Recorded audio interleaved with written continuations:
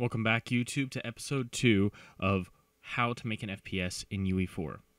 In this episode, we're going to be covering how to make the basic weapon and some of that object system we're going to be diving into for the entire series.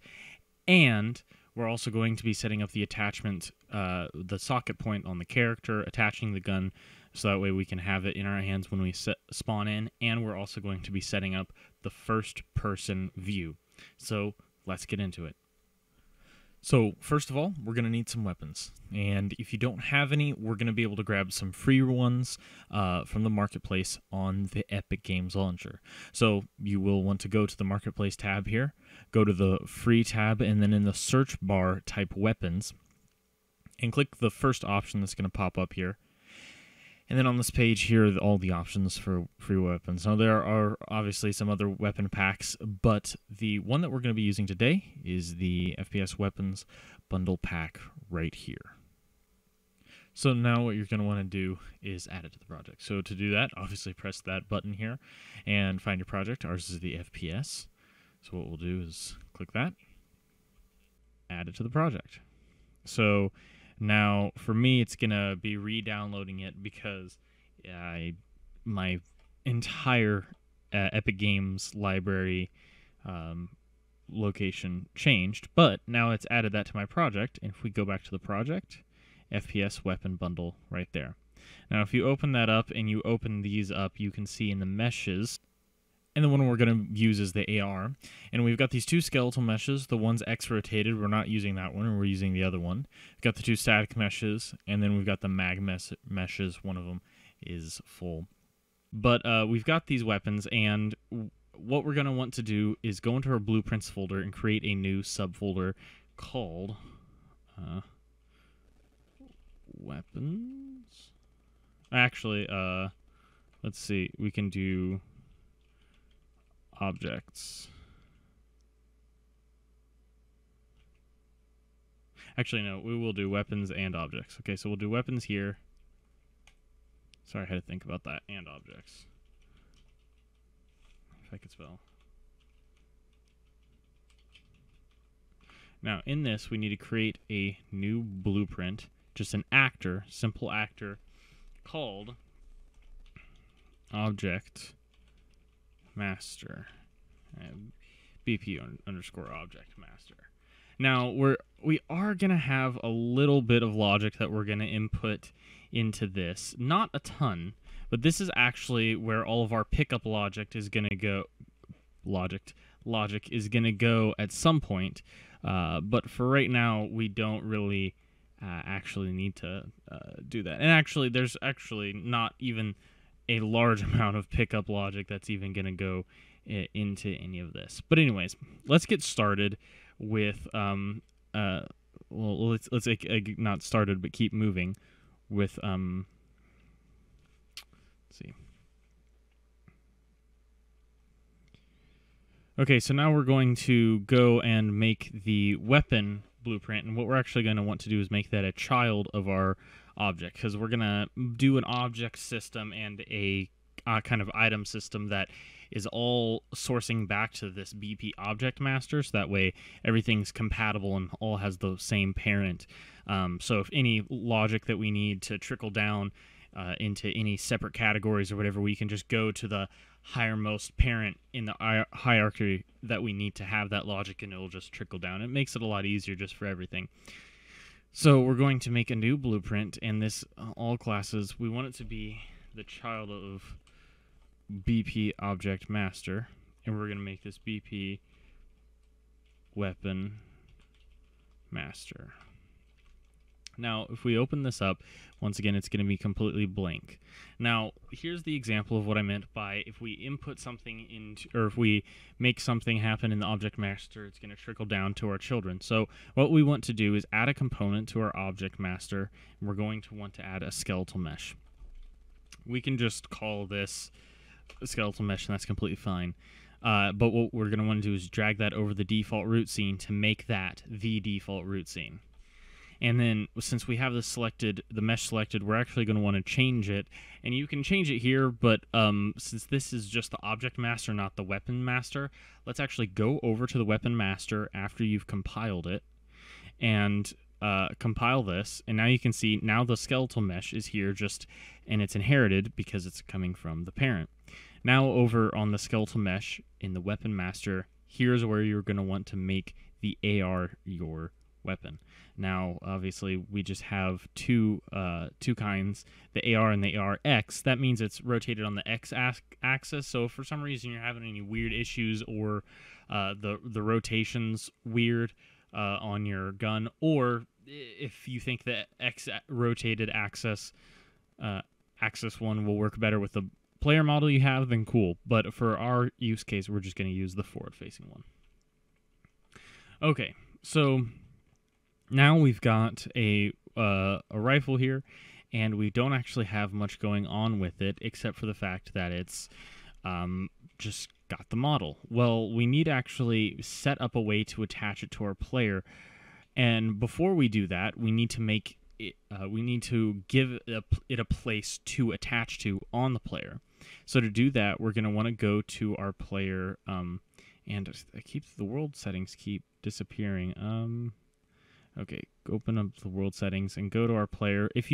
Cool tip on anything like this that has the arrow and the magnifying glass, the arrow means whatever you have selected in the content browser, if it applies, will be the option that's selected here if you press that arrow, or if you search for it, if you do the magnifying glass, it'll actually search for it in the browser for you.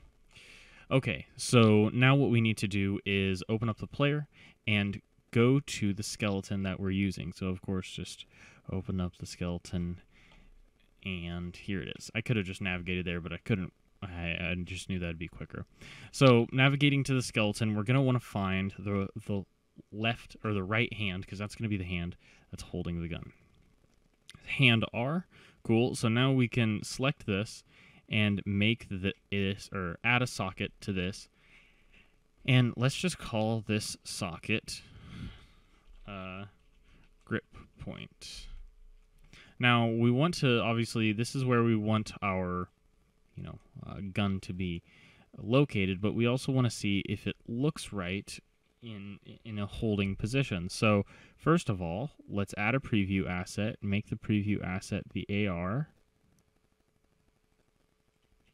That's the one that we're going to use. And then secondly, let's give him a preview animation. I did not want to do that.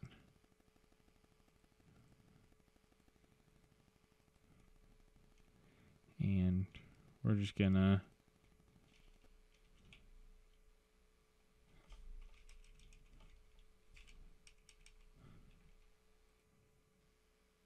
alright, hold on.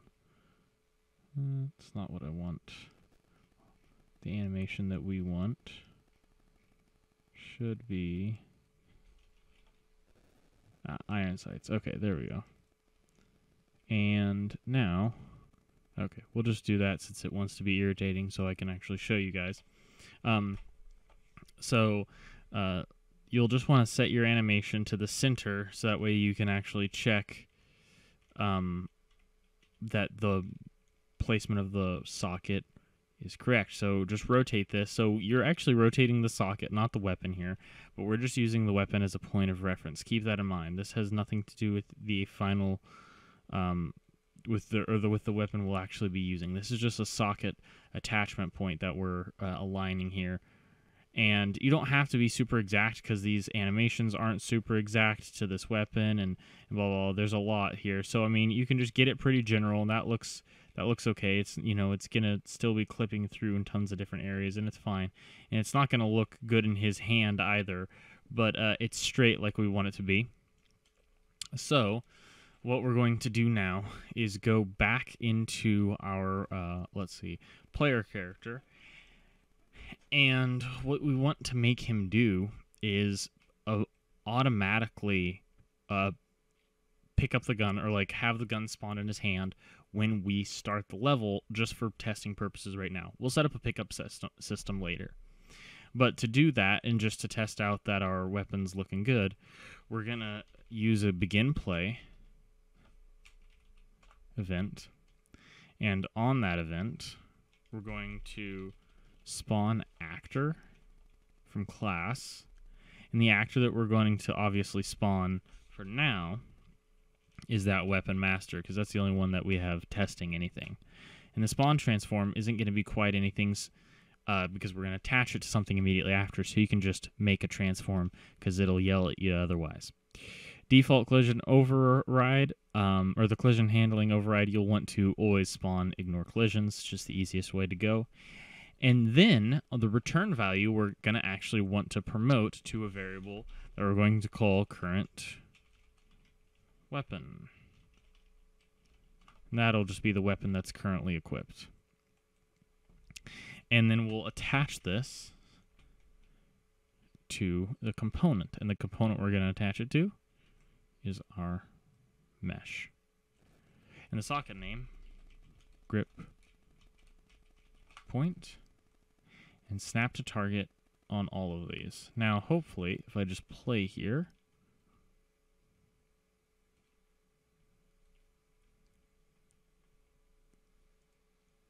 now he has a rifle attached to him.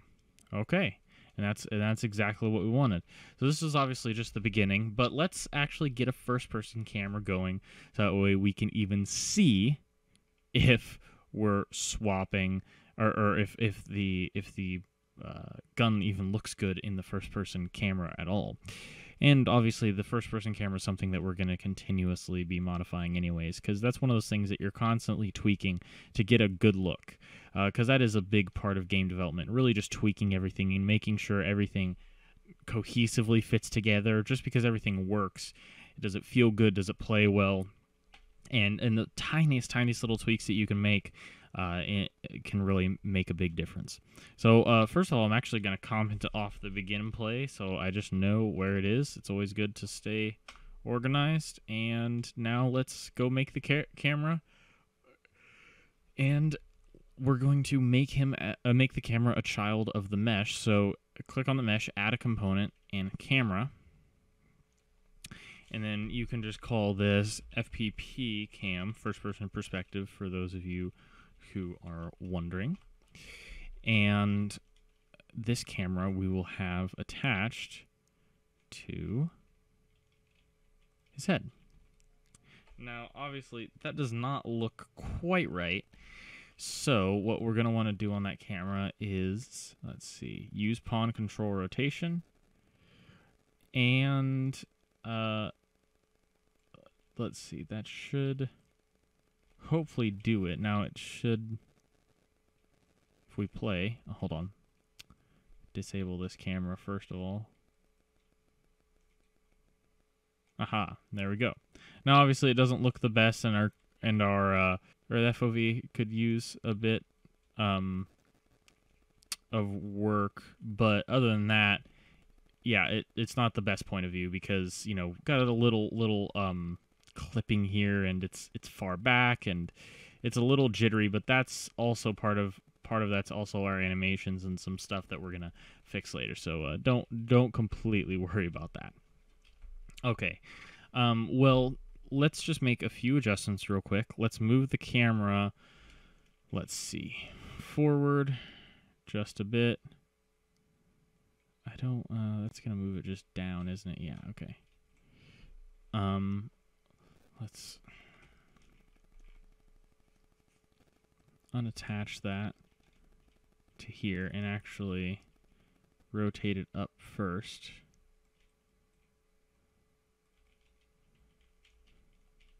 Because hopefully we can actually just give it a manual position. Oh. We can just give it a manual position. Hopefully it'll look a bit better.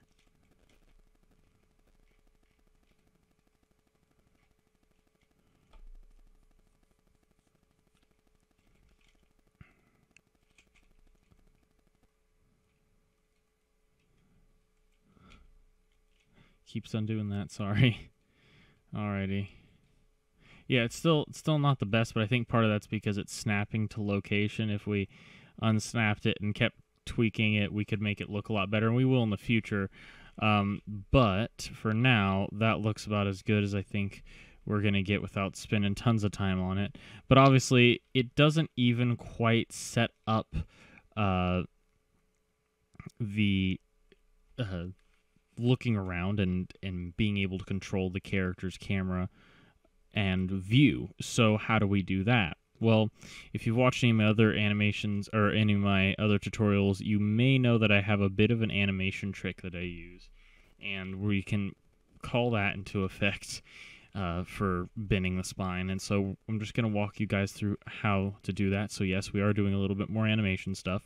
So open your animation class, and then what you're going to want to do, go to your event graph, which we are already at, but you're going to want to take this execution line and make a sequence. And then on the second line of the sequence, just, well, before we do that, we need to have the variables for us to set. So make a new variable called aim rotation and make it the variable type a rotator.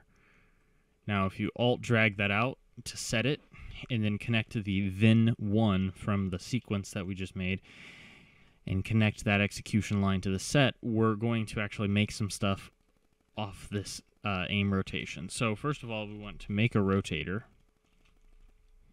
And I'm kind of doing this in reverse order, but it doesn't matter because it all loops back around and it's cohesive, so you'll see. First of all, we're going to actually need to divide before we do anything, because like I said, I'm doing this in reverse, but I will explain this kind of one by one. I don't completely, like, I'm not sitting here claiming to know all the math behind this, but I generally know what it is. And then select float, and then off of this one we need to subtract or take 360 and subtract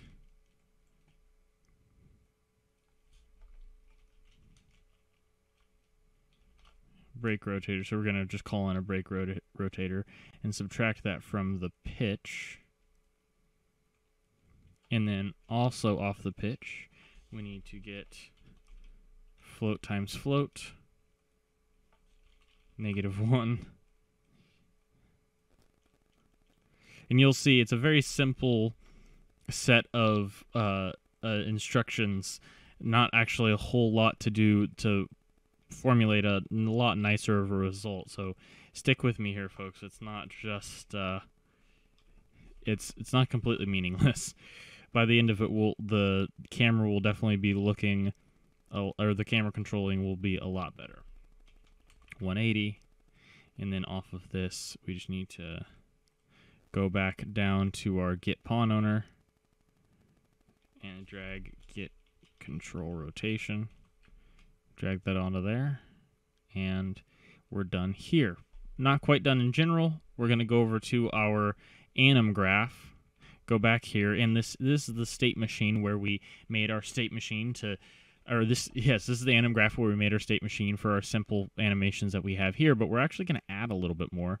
And what we're going to add is a bit of a different node that some of you may not have used before, depending on your familiarity with Unreal Engine. And this is a node called Transform Modify Bone.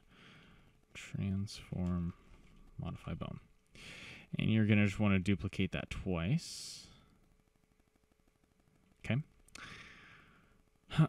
And actually, a lot of the nodes actually don't duplicate it yet, because we're going to set up this node first and then duplicate the node. So first of all, we don't need translation, so we can unexpose that. We don't need scale. We can unexpose that. And we don't need the alpha, so we can do that. Now let's duplicate this. Cool. So just connect the component poses to each other, because that's the execution line that these are called. Connect it to the output pose, the last one to the output pose, connect the first one to the state machine. And then what I'm also going to do is drag in the aim rotation and connect it to each one of these. So now we actually have a bit of settings we need to change on these. So first of all, we need to get the component rotation or the, not the component rotation, but the rotation setting, and change that to add to existing on all three of these. And we are going to leave the rotation space at component space, but the one thing we are going to change is the bone that they're modifying. And the bone that these are going to modify are spine 3, spine 2, and spine 1, respectively, to give a smooth bend slash blend between the three spines for a better looking functionality. Let's see what's not working here. What did I mess up? All right, quick editor's note here, because I did make a cut because I wanted to just get you guys to the solution of this issue. To be at the page that I'm at, I just went to my Animgraph and then went to my event graph on that Animgraph, where we set up the aim rotation and all the float variables getting divided and multiplied and all that stuff. So that's where this is going to resume.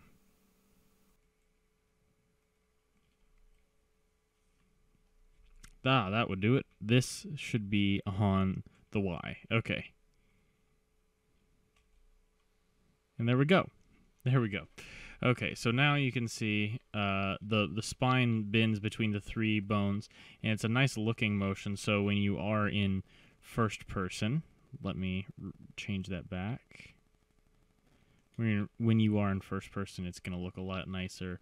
Oh, but the reason it's not sticking is, silly me, I need to have this attached to the head. I knew I had it attached to the head for a good reason. See, this is why I should listen to myself, because I know I do things for a good reason. Okay, well, there she is. Okay, and there it looks a lot better already, because we're actually getting the gun to follow everywhere where we look. So from this, obviously, we don't have any functionalities, and we'll cover that stuff in the future episodes to come. But for now, that's the basis for how we're going to start the weapon and start the weapon system to be able to test everything out. A few things that you might want to take a look at, if you care to, is maybe just some different weapon models or some like effects and stuff, because throughout this entire series, this is a very simple series in content, whereas I'm not focusing on, like I said, the art and whatnot. But if you guys want to, of course, be able to customize this to yourself, this is going to allow you guys to, you don't have to use, of course, the same models or anything. So if you guys go looking for models and animations and so on and so forth now, that way when the episode comes along of sounds, adding effects and any of that different stuff, you can have the ones and be prepared for the ones that you want to use. So setting up the first-person view and the first-person looking and adding a basic object functionality into the game for now is where we're going to leave it off. I hope you guys enjoyed. If you guys have any questions, suggestions, please leave them in the comment description. That doesn't quite work. If you have any questions, suggestions, or any of that fun feedback, please leave it in the comments below or hit my Discord up, link in the description. Hope you guys enjoyed. Hope it was helpful, and I'll see you guys next time.